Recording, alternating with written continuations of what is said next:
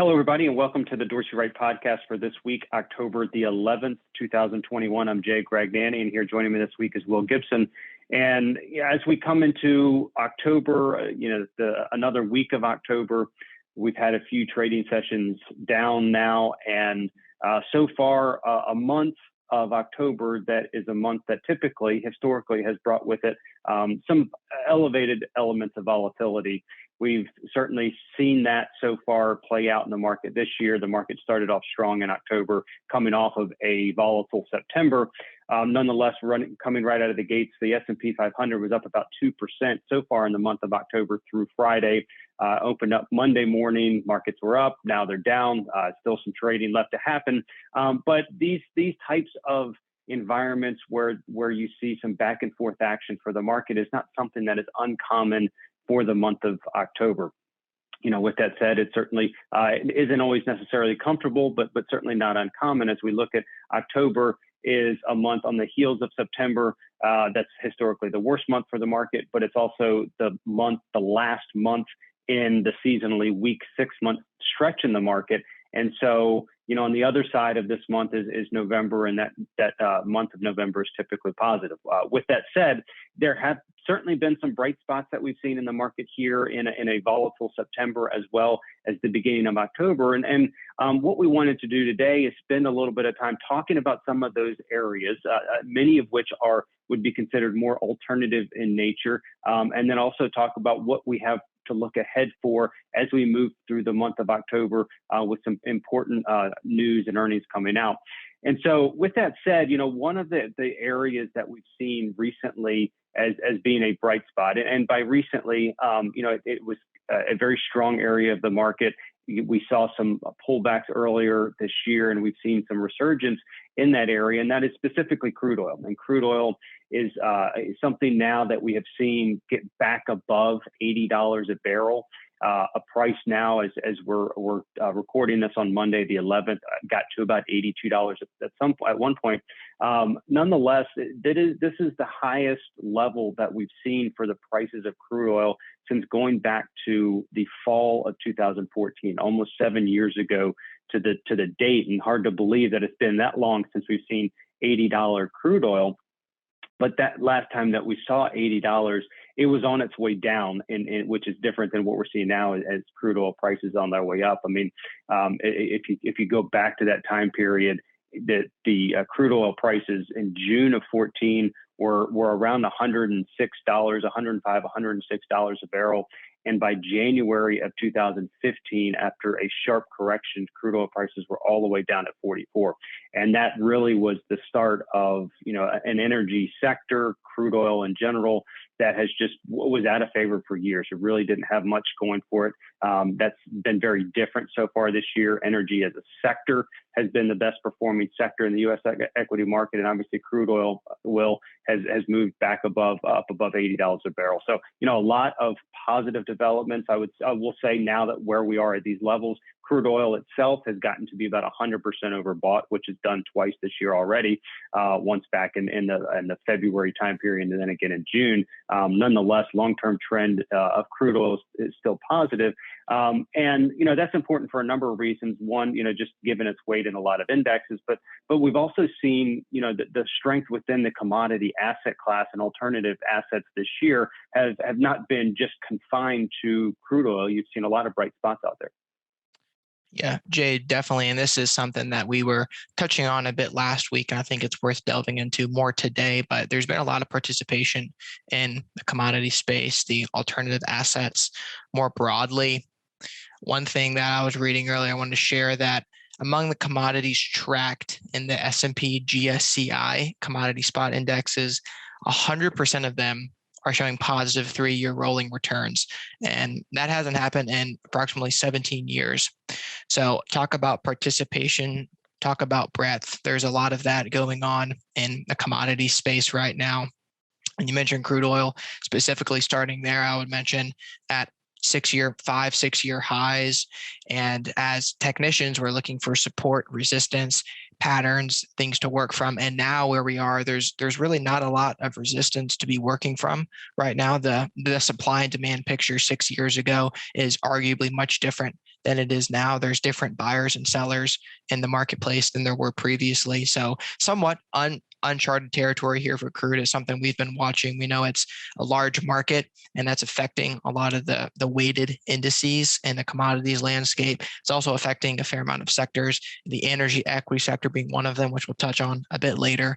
And then Jay, you also mentioned it's trading at 110% on its weekly distribution, which is just that short-term measurement of overbought or oversold status for the front month contract CL// on our platform. And something that we do like to see is that if you're looking for exposure, we don't like to be entering at these very what we would consider frothy levels of high weekly distributions.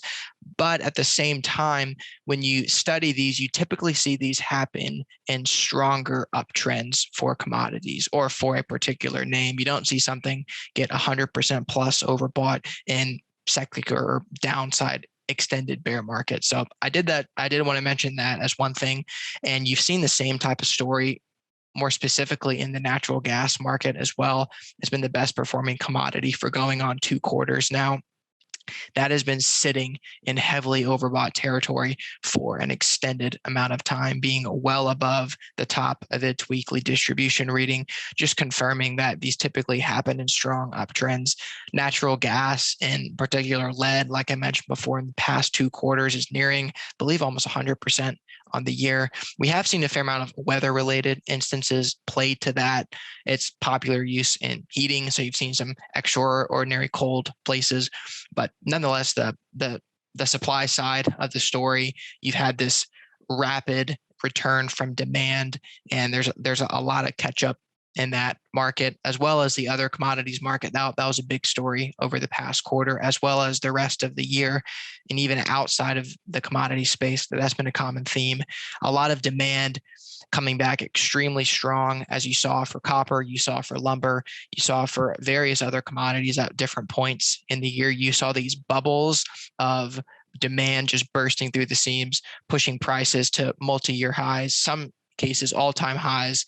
Most of that has subsided. I will say you saw copper cool off. You've seen lumber dramatically cool off from last time we talked about it.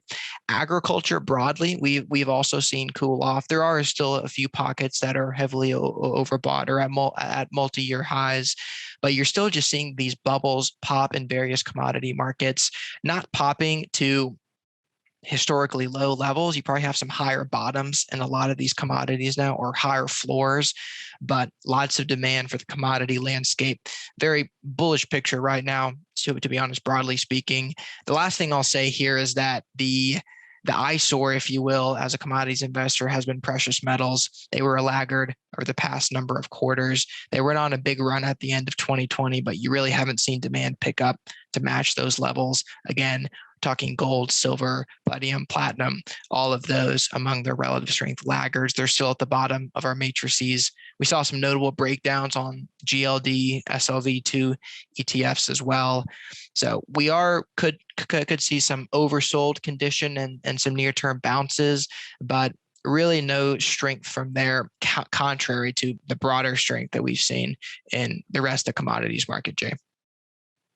Yeah, and that's been interesting, especially on the precious metals and the gold front. I mean, you think all of the inflationary talks that are out there, the inflationary fears, gold certainly historically one of those areas that investors have utilized and access as a potential hedge against inflation.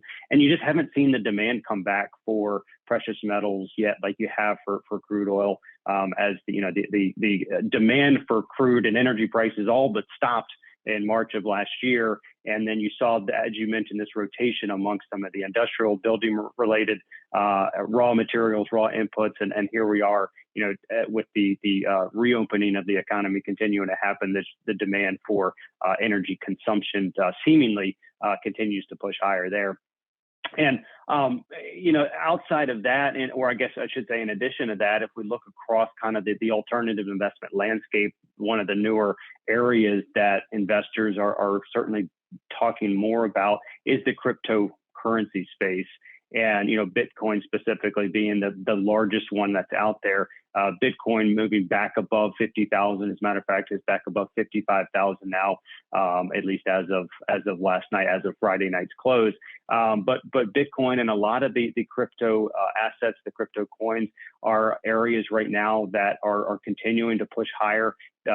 Bitcoin not quite back to its peak. It peaked around 63,000 earlier this year in April, but is pushing very, very close to that level as we continue to see seemingly more gains out of that space day after day.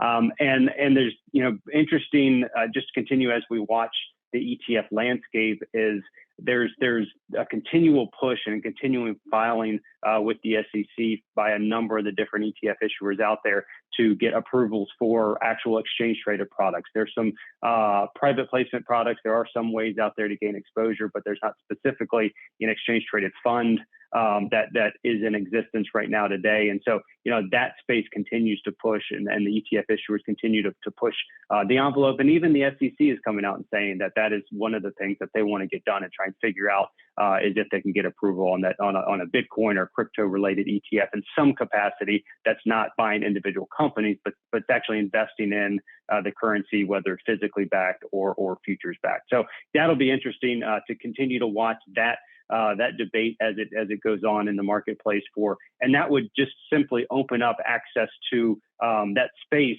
to many more investors that are out there in the marketplace, as they could buy it amongst traditional brokerage accounts. So, that'll be something very, very interesting to continue to watch as we move forward here. But more near term, I guess, in terms of outside of the alternative space, as we continue to push through October, and especially the rest of this week and next week, being very important on a lot of fronts. You've got a lot of economic data that's set to come out here over the course of this week. I think you've got CPI numbers coming out on the heels of seeing yields and rates continuing to push higher. The 10-year back up at 1.6%, and you're certainly seeing that continue to tick up from there. But something important too that we'll continue to watch is just individual company earnings on the heels of the third quarter coming to a close.